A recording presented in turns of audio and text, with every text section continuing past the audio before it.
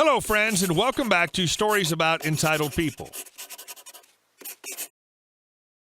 Let's start our story with a video in which our OP turned out to be a smart consumer and didn't let predatory businesses take advantage of him. But before we begin, don't forget to subscribe to our channel if you're new here and turn on notifications so you don't miss a new video every single day. Here we go. You'll lose most of your money if you cancel your holiday with us. I recently had a holiday booked to Mexico, which at the time of booking, early 2020, came to around £2,200 for two people for 2 weeks. We felt pretty fortunate to have been able to get it at that sort of price. Anyway, COVID happened, and as you can imagine, the holiday we booked with TUI, British Holiday Travel Agency, was postponed. Feeling a little anxious to go abroad even when restrictions were lifted, my partner and I decided we wanted to cancel and rebook at another time. Truth be told, we could have also benefited quite a lot with having some of that money back. I called them to cancel after a rather lengthy hold to get through to them to be told, sorry, if you want to cancel, you'll lose £2,100 of the £2,200 that you paid. However, you can make a free-of-charge amendment, and you or we will pay the difference, so if your new holiday's cheaper, we'll refund you the difference. Okay, let me speak with my partner and see what we want to do. Malicious compliance begins. I have no interest in postponing my holiday, so I browse their other destinations on the website. I phone back the next day. Me. Hi, I'd like to make an amendment to my booking, please. TUI. Sure, no problem. Do you have a destination in mind? Me. Yes, I found this rather appealing location in the Canary Islands, which also happens to be your cheapest holiday. Oh, and I want to amend it from 2 weeks to your minimum stay. TUI.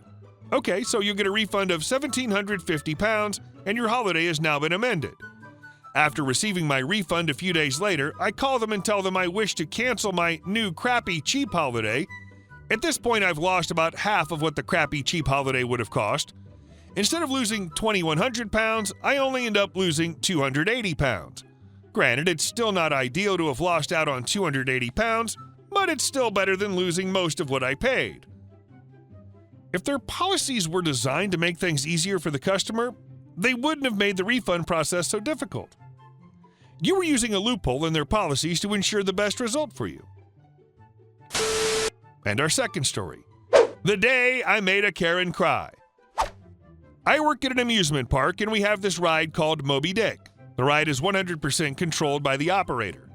A couple weeks ago, this woman and her friend came up to my ride making fun of one of the kids that were on the ride. She was saying so many hateful things about how they look.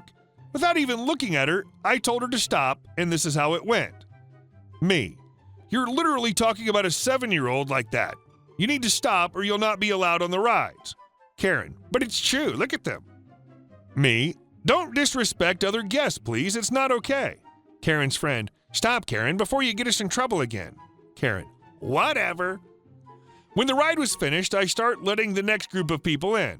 I say do not pull down on the bars, pick any seat you like, to everyone as they walk in, since pulling on the bars can break the seats over time.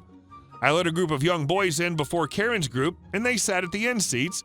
Karen marches over to the kids, yelling at them to get out of her seat and that she paid to sit at the end. Me. Miss, please stop yelling at the kids or you'll be removed from the ride with no refund and tickets. Karen. Don't tell me. Karen's friend. Stop it, Karen. Just sit in the middle. She complained the whole time walking to the middle seats, then pulled down the bar. I was thinking it was time to get a manager over, but didn't want to bother them with her. Once I got everyone seated, I closed all the seat bars. When I was checking the seats, Karen's one was on the loose side, so I pushed it in to make it a little tighter. Karen, you're trying to kill me. You first leave my seat open, now you're making it so I can't breathe. I ignore her and keep checking seats. When I finally start the ride, I slowly rock it, and Karen is screaming to take her off, so I make the ride go faster, doing full circles now. Halfway during the ride, Karen screams, "Stop the ride, you effing bee!" She wants me to stop it? Fine. I park the ride at the top of the ride like I do when closing, but keeping the ride on. The 6 others on the ride weren't scared, the ride stopped. Karen started screaming bloody murder, crying and begging to be let down. The parents watching know what she said before their kids and know what's going on and start laughing. After around 30 seconds, she's screaming, "Let me down" still, so I do it on the fastest setting. I start the ride spinning full speed. I made the ride a little longer since all the kids were having fun. Before I open the seats, I scream a warning. Me, wait for the bars to be fully open and stay above your head before getting up. Stay seated. Karen pushes it up and gets up, having the bar fall back down and hit her in the head. Her friend laughs at her and gets up, walking her off the ride. Point to you for standing up for the kids. On a side note, I need to try this ride. And our next story. Sure, let me have my supervisor call you. Background.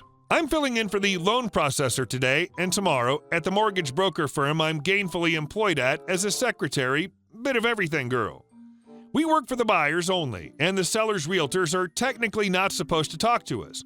In practice, we tend to be polite and keep them in the loop when appropriate, but if you push it, bye Felicia. Now for the good stuff. I got in first this morning, and while I was waiting for the Windows updates to finish, the phone rings. I pick up, and a realtor proceeds to go on a 10-minute rant at me. She's pissed that the house appraised for $13,000 less than its neighbors and demands the contact info for the underwriter and a copy of the appraisal.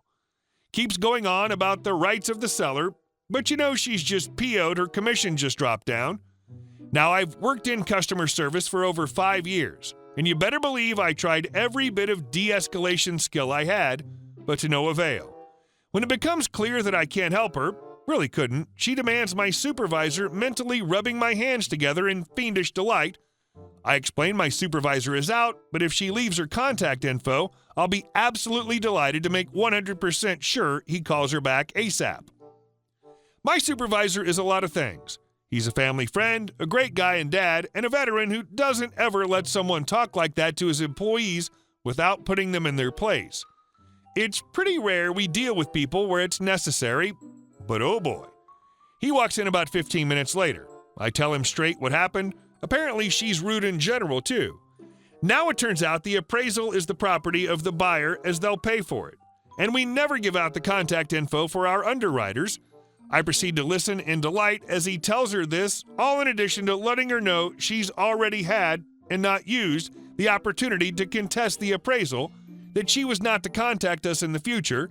She needed to get her head screwed on straight and learn how the world actually works.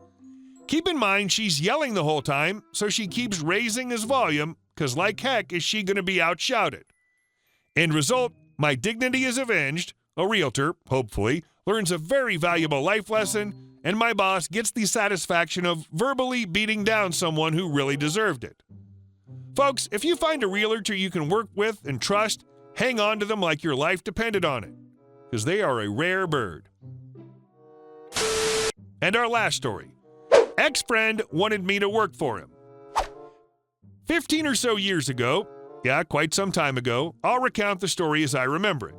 I'd found myself in a weird situation where I'd been left jobless after leaving my previous job to start a new one.